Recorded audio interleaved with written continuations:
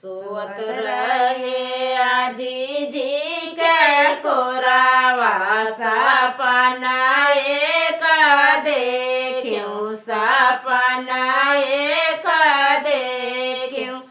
आजी सपने में देख्यूं एक सिंदूरिया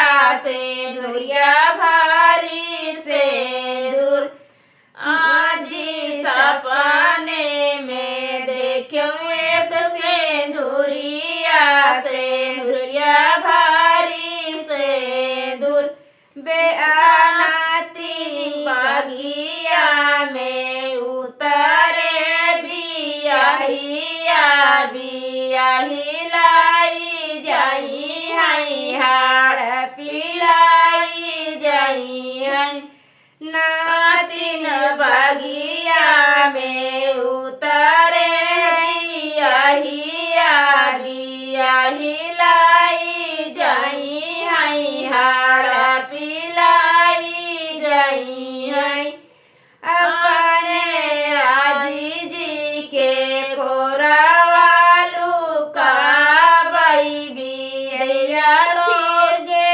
फिरी हई बाहेलिया लोगे फिरी हई अपने आजी जी के कोरावालू का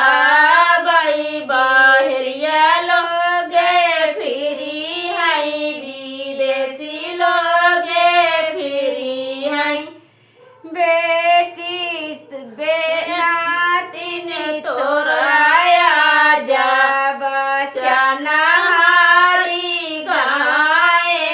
विद्याई लाई जाई हई हाड़ा पलाई जाई हई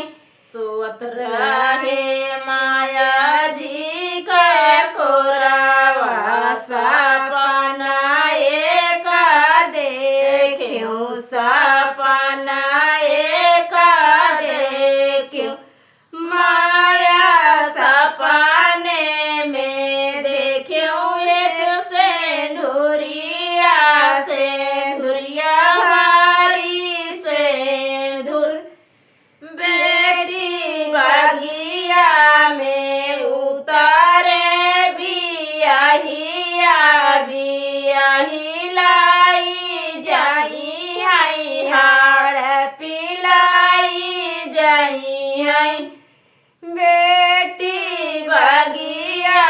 में उतारे बियाही लाई जाई हई हाड़ पिलाई जाई हई अपने माया जी के कोरावालू का बाई विदेशी लोगे फिरी हई बाहेलिया लोगे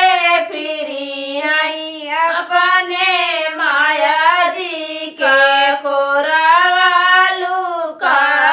बाई विदेशी लोगे फिरी हई बाहेलिया लोगे फिरी हई बेटी तोरा बाबा बचाना हारी गाए बियाही लाई जाई हई हाड़ पिलाई जाई हई बेटी तोरा पापा बचाना हारी गाए बियाही लाई जाई हई हाड़ पिलाई जाई हई सोवत रहे चाची जी का कोरावा सपना एक देख्यूं सपना